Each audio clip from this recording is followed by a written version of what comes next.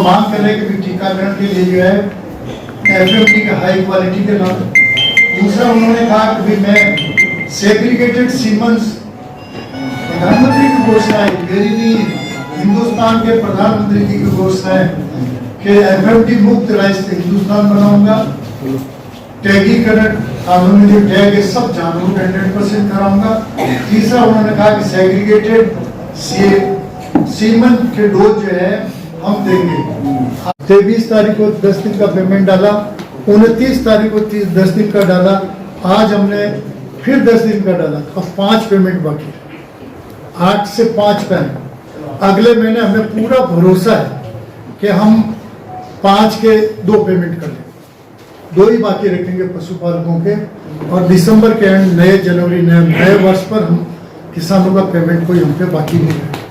फिर भी मैं किसानों की तारीफ करता हूँ, मैं उनका शुक्रगुजार हूँ कि हमको 3 लाख लीटर दूध दे रहे हैं। राजस्थान में दूसरे नंबर पे हूँ, जयपुर में तो पहले 2 जिले मिले हुए हैं, अपना तो अजमेर अकेला, फिर भी अपने 3 लाख लीटर आ रहा है। और सर्दियों में हमारे 1 महीने बाद में हम 5 या 6 लाख लीटर दूध इकट्ठा करेंगे प्रतिदिन।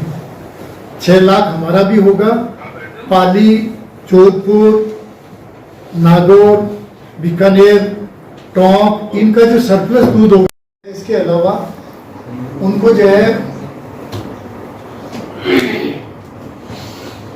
RCDF के जो नहीं 49 करोड़ का तो ब्याज दे दिया हमने NCDC के कर्जे पेटे, 48 करोड़ का हमने उनकी किस्तें चुकाई, 10 किस्तों में से इंस्टॉलमेंट उनको चुकाए। इतनी हिम्मत मेरा पशुपालक रखा हुआ है। अब मेरा आपसे अजमेर जिले के सभी वासिंदों से और नागरिक बंधुओं से अनुरोध है कि आप सरस का दूध खरीदिए, चाय पी लीजिए, और अमूल और दूसरे प्रोडक्ट उनके भी दूध की चाय पी के देखिए। क्वालिटी में अजमेर का कोई सानी नहीं है। कारण क्या कि हमारे घी गाय का दूध जो भैंस के दूध में मिल के आता है, उसका टेस्ट का कोई मुकाबला नहीं। वो A2 मिल्क है, वो तो दवाई है, मेडिसिन है एक तरह की। इसलिए मेरा आपसे अनुरोध है कि आप अजमेर जिले के बासिंदे इसका उपयोग करें। उससे जो प्रॉफिट होगा वो अजमेर जिले के किसानों को उससे होगा। हमारे अजमेर जिले में प्रत्येक गांव में डेयरी का नेटवर्क होना चाहिए, इसकी ओर हम लगातार आगे बढ़ रहे हैं। साथ ही साथ ग्राम पंचायतों के अलावा जितने भी ग्रामीण क्षेत्र हैं, गांव हैं, उसमें भी हमने लगभग 80% गाँवों में अपना नेटवर्क स्थापित कर दिया। कुछ ऐसे कठिन दुर्गम स्थल हैं, खासतौर से इधर मसूदा ब्यावर एरिया में जो पहाड़ी क्षेत्र है, जहाँ अभी पशुपालन का जो रुझान है वो नहीं है, वहाँ भी हम ये लोगों को ये जानकारी दे रहे हैं कि पशुपालन ही एकमात्र ऐसा साधन है जिससे अपन अपनी इनकम बढ़ा सकते हैं, घर बैठे बढ़ा सकते हैं। इस क्रम में हम लगातार आगे बढ़ रहे हैं। साथ ही साथ डेयरी बूथ स्थापना का भी हमें लक्ष्य मिला हुआ है, इसको भी हम लगातार प्राप्त कर रहे हैं। और जो लक्ष्य हमें आवंटित किया है उसमें हमने 80% से ज़्यादा उपलब्धि अभी हासिल कर ली है, जबकि उसके मार्च 31 तक हमें टारगेट दिए हैं। तो हम दोनों ही क्षेत्रों में लगातार बढ़ रहे हैं। हमें लगातार चेयरमैन साहब का और संचालक मंडल का नेतृत्व गाइडेंस प्राप्त हो रहा है। और इस अवसर पर मैं ये बताना चाहता हूँ कि अजमेर जिला जो है प्रथम ऐसा जिला होगा जहाँ डेयरी का नेटवर्क जो है सबसे पहले ग्रामीण क्षेत्रों में स्थापित कर रहे हैं। इस अवसर पर एक बार फिर मैं आपको पूर्ण शुभकामनाएं देता हूँ। उम्मीद करता हूँ सभी की दीपावली अच्छी रहे, सभी स्वस्थ रहे।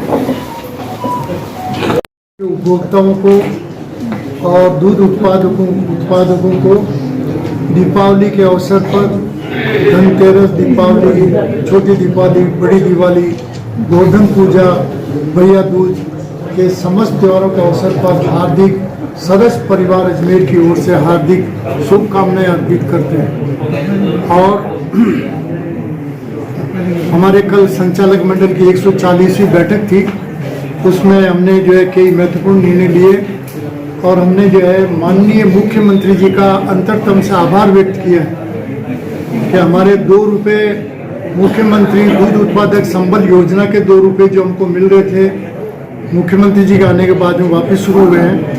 वो अभी हमारे 5-6 महीने के बकाया थे कोरोना के कारण। माननीय मुख्यमंत्री जी से अनुरोध किया तो उन्होंने अप्रैल से लेकर सितंबर तक के 9 महीने के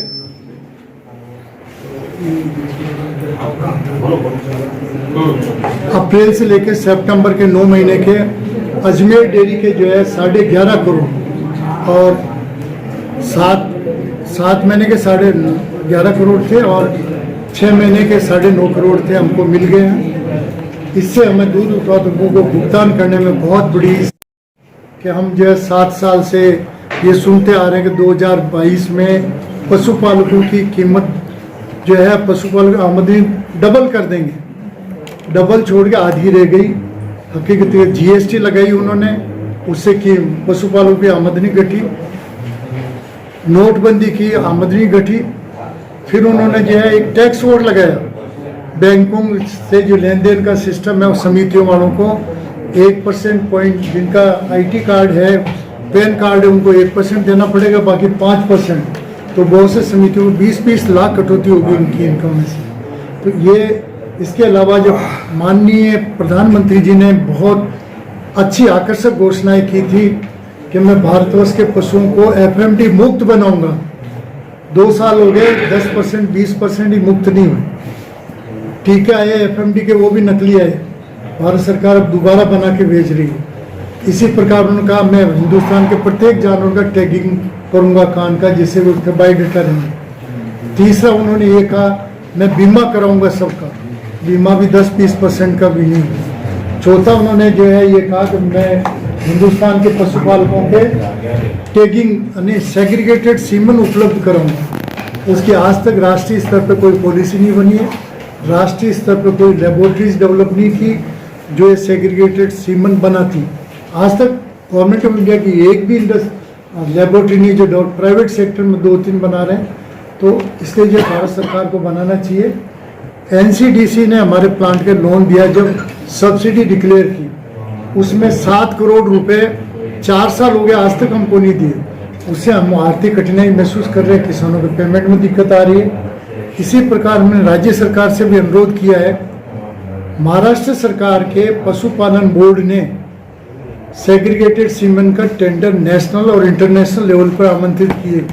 उसकी कॉस्ट 470 रुपये आई। 470 रुपये की कॉस्ट में से 200 रुपये वो दे रही है आपके महाराष्ट्र सरकार। 100 रुपये वहाँ की मिल्क यूनियन दे रही है और 100 रुपये वहाँ की समिति दे रही है। केवल पशुपालकों को 70 रुपये में बछड़ी वाला सीमन, सेग्रीगेटेड सीमन का डोज मिल रहा है। तो उससे ब्रीडिंग कितनी गजब की उनकी डेवलप होगी। तो राज्य सरकार से अनुरोध कर रहा हूँ कि अपनी पशु धन कल्याण बोर्ड जो बना हुआ है वो भी इस एंगल पे काम करे। और एक महत्वपूर्ण न्यूज आपके लिए है कि हम आने वाले 21 तारीख को जवाहर रंगमंच पे अजमेर डेयरी की ओर से आम सभा 11 से 1 बजे आयोजित करेंगे। 2 बजे खुला अधिवेशन होगा और 4 बजे जो है भोजन का कार्यक्रम रखा है। आप सभी आमंत्रित हैं और प्रेस वाले सभी बंधुओं से भी आमंत्रित कर रहा हूँ, दोबारा मुझे आपको अनुरोध नहीं करना पड़े। इसके अलावा जो है आप 21 तारीख की आम सभा के दूसरे दिन 300 समितियों पे डिजिटलाइजेशन कार्यक्रम हम लॉन्च कर रहे हैं। रीड कंपनी कर रही है। डिजिटलाइजेशन का मतलब है हमने कितना दूध दिया, पशुपालक हर एक के पास रिपोर्ट चली जाएगी SMS से, मोबाइल पर दूध दे के बाहर निकलते ही समिति से पता लग जाएगा। या पशुपालक ने छोटे बच्चे के साथ दूध भेज दिया तो भी दूध तो नापेगा, वो चाहे उसके खेत में हो चाहे गांव गया हो, तो उसके पास रिपोर्ट आ जाएगा मेरा आज इतना दूध गया, आज इतना मेरा पैसा बना, इतनी फेट थी, इतनी SNF थी। वो सारी चीज़ें उनको मिल जाएगी। और नए प्लांट को भ्रमण कराएंगे पशुपालकों का, वो भी 22 तारीख से शुरू कर रहे हैं। भ्रमण करेंगे इस प्लांट का, फिर उसके बाद में 1-2 घंटे उनको पशुपालन के ऊपर जो है व्याख्यान देंगे हमारे एक्सपर्ट्स। सर बोनस की भी मांग थी पशुपालकों के लिए। मैं भूल गया था, पशुपालकों को जो आम सभा हो रही 21 तारीख को, उसमें 19-20 की आम सभा भी है और 20-21 की आम सभा 2 साल की कंबाइंड है। तो दोनों साल का जो लाभांश 4-5 करोड़ जो भी है वो पशुपालकों को देने के लिए आम सभा के अनुमोदन के बाद में